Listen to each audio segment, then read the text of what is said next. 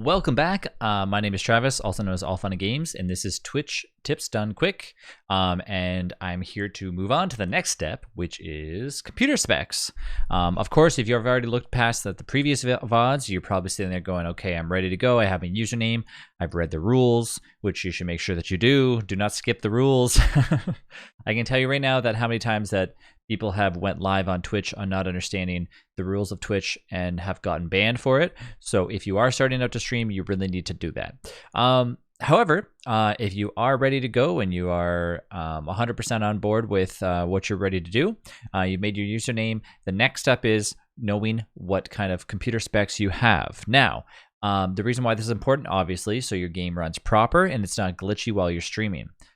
There's a few things to look forward to here, or look towards here. One is, are you using a computer or are you using a laptop? If you're on a console, that's a different story. Consoles are generally okay for streaming. They're going to get you by. They might be a little bit glitchy, but more so, you're going to want to make sure that I'm going to focus you around PC and or laptop stuff. So if you have a laptop or if you have a desktop, what you're going to want to do is you're going to want to install OBS or Streamlabs OBS. You're going to want to put in your settings. You can go with the default settings that OBS gives you or Streamlabs gives you for the time being. Play a little bit on that. Do a recording yourself. Don't go live on Twitch right away. Do a recording. So you're going to record basically to the laptop or your desktop itself. See if there's any glitchiness. See if there's any stuttering. And you're going to basically want to have your FPS open on the game itself. So how do you do that? Obviously within the game options, you're going to open up your FPS and you're going to keep an eye on your OBS. On the bottom right corner of OBS, for example, is a little indicator that'll fluctuate the percentage of your CPU usage and the percentage basically on how much FPS you're losing during that game. So if you're losing a lot of FPS and if your percentage of your CPU is going skyrocketing, then you're going to need to alter your settings on OBS in order to basically fix that for you. One thing to do is, watch. There's a lot of tutorials out there for OBS. I will actually go into them a little bit in the next few videos. But basically, you're going to want to play around with those a little bit to kind of get the correct settings. Every computer has their own specific settings, so you're not going to want to. So you're not going to want to just jump in and say, hey, look, I'm going to go and copy this video on YouTube because this is going to work flawless for me. Every computer is different. Every laptop is different. You're going to basically want to trial and error it until you find the right settings. For example, when you first begin to stream on Twitch, you should never, ever try to stream in 1080p when you first start streaming. One, because you want to get as many viewers as you can. Streaming in 1080p without transcoding, which is basically meaning if I go to your stream and you have 0 followers and I go to your and I have and I'm going to watch a stream and you don't have transcoding, but you're trying to stream in 1080p, I will automatically get 1080p on your stream. The problem is if I have really bad internet and I go to watch your stream, how am I going to watch your stream if you're in 1080p? I won't have the options to downscale down to a lesser quality. So the best thing you can do for yourself is always stream in 720p when you begin to stream on Twitch. It's kind of like a hidden rule. It's not a hidden rule, but it's kind of like a hidden thing that you should do in order to kind of build your channel. Once you get transcoding, then sure enough, go and choose 1080p. That'll give everybody the option to choose whatever they want from there. Now, another thing to remember that if you're playing around with your recording settings, you're going to want to make sure that obviously, you don't just record once and say, hey, the FPS is running awesome. It's going to run great. I can't believe this. This is so cool. You're going to want to go through, you're going to want to play with plenty of settings. You're going to want to play with your bitrate. There's plenty of VODs out there that'll kind of show you how that works. And I will explain them in the next videos when I go more in detail. So these are things that you're going to want to look at. Now, when we're talking about computer specs, you're going to want to make sure that if you are streaming on a PC, you have something that has a fairly decent video card inside of it, because nowadays, streaming, you can basically have your video card do all the heavy lifting. So get yourself a PC with a fairly decent processor and a fairly decent video card. Nowadays, you can probably build a computer for streaming around $1,000. I would. If you just are beginning streaming, you don't need to go heavy. You don't need to go and have a streaming PC and a regular gaming computer. Don't go that heavy into that. I can be honest with you, I've streamed on one computer the entire time that I've streamed. I've streamed for almost 4 years. And I've never had an ounce of a problem ever. So, having 2 computers, one for a streaming PC and one for gaming on it, I don't really know why people do that. Like, I know why they do it, but I don't really think it's necessary. So for starting out, don't go crazy like that. Just, because the thing about Twitch is, and or YouTube or whatever you decide to do, is you don't know how far you're going to go into it. So if you invest all this time and all this money and then you get into it and you're like, you know what, I don't really find that this is fun for me, I'm not having a good time. You never know until you do it, right? So you don't want to jump in and have all these parts and everything that you've invested all this money into. You want to kind of just gradually be able to upgrade. And the other bonus about this is that if you start small and you start with small equipment, you can have stream goals. For example, like, hey, when you finally reach affiliate, okay, you can have a goal that says like, at such and such donation or so many bits on my channel, I will upgrade to a better webcam. I will upgrade my computer and stuff like that. And people can watch your channel get better over the years. When I first started streaming, my quality of my stream was so bad that I had like this old webcam and I was playing on this really really crappy video card at the time. And I mean, I was only streaming Counter-Strike, so it wasn't that bad. But from there to now, it's like like looking through glasses when you know what I mean, taking your glasses off and then looking through your glasses again. It's like clear, and it's so much nicer than what it was before. So let yourself have those goals on your stream. Don't just jump into it right away with a heavy bunch of hardware. I mean, the bonus about that obviously is you're going to have your stream looking awesome right away. That doesn't mean go into your streams looking really bad. It just means that give yourself room to grow into it and get your viewers into it as well too with you.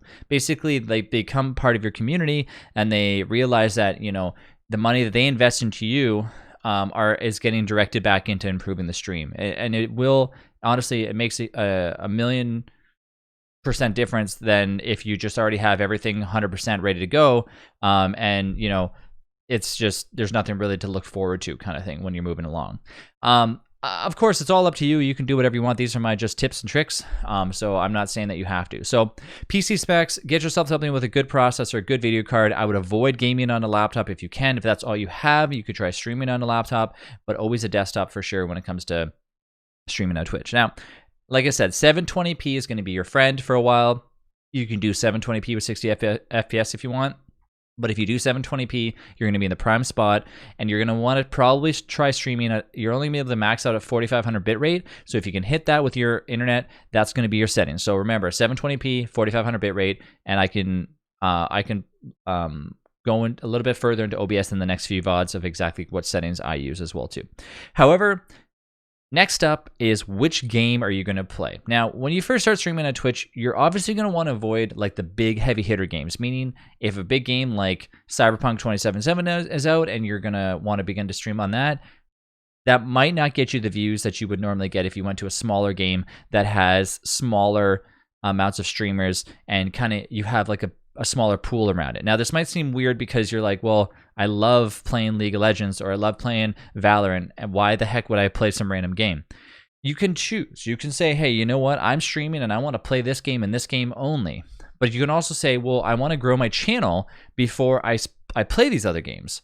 So for me, when I started streaming, I wanted to play Counter-Strike and Counter-Strike only because I really liked Counter-Strike a lot. That was my game that I played. I played that for years and years and years, and I wanted to stream it. Now, it took me about a year to get to, I think, about a year to get myself to about over 100 followers. Now, as soon as I decided, you know what, I need to start going into something different, I didn't do any research. I just switched to a completely different game. And as soon as I went to this different game, in 1 year, I gained over 3,000 or 4,000 followers within that 1 year. So the amounts of difference that I had going into a smaller saturated game than a bigger saturated game was like night and day to me. So you're going to want to make sure that if you decide, hey, I want to play a game that I have a fun time with, whether it be Overwatch or League of Legends or whatever it is, that you're going to understand that most likely you're not going to get the same output as if you went into a smaller game. Okay, so it's kind of like the pros and cons. So you're gonna have to do this yourself before you start streaming and decide exactly what you want to do.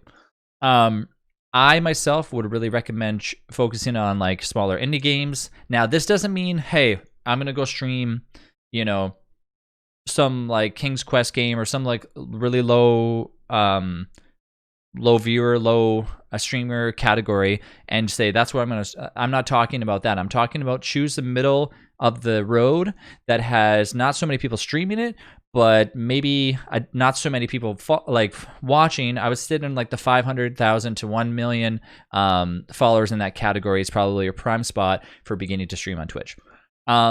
Which category? That's entirely up to you. A lot of people have been jumping to the just chatting category because they feel like they could just stream whatever they want on there. However, I know that things might be starting to change on that. I don't really know, but I've kind of heard like weird things happen with the whole Twitch thing soon. So, of course you want to make sure that you're in the right category. You don't want to be streaming Minecraft in like the League of Legends channel or something like that. You want to make sure that you learn how to do the categories on Twitch, and I can talk to you a little bit more about that in the next few VODs. And then, of course, your streaming setup. What do you have? Do you have a webcam? Do you have a microphone? Do you have a keyboard? Did you get all the things that you need in the previous VOD that I mentioned, or have you kind of skipped all the steps and wanted to just jump into streaming? So, going back on this, what are your computer specs? Are they good enough for gaming? Can you play a game that you want right now without even streaming? So what I want you to try doing is open up your game, play the game a little bit, make sure the game runs at above 60 frames per second, uncap it, meaning turn off vertical sync, get that frame rate all the way up there, and see how many frames you can get. Now, if you're playing Minecraft and you're barely hitting 10 frames, you're going to have to realize that if you go to stream, it's going to be 50 times worse because your stream is going to take a lot of that weight and put it towards OBS, which is going to process that information and shoot it out there, which requires more power from your computer. So if you're playing Minecraft and you have 200 FPS, you're probably not going to have anything to worry about. So these are things that you want to trial and error. Never just jump into streaming without trying this stuff out. So do yourself a little bit of favors. Try a recording. Look at the recording. Is it blurry? How does it look? Go from there and then just see how it runs. In the next video, I'm going to go over my OBS settings and exactly what I prefer to have on my end.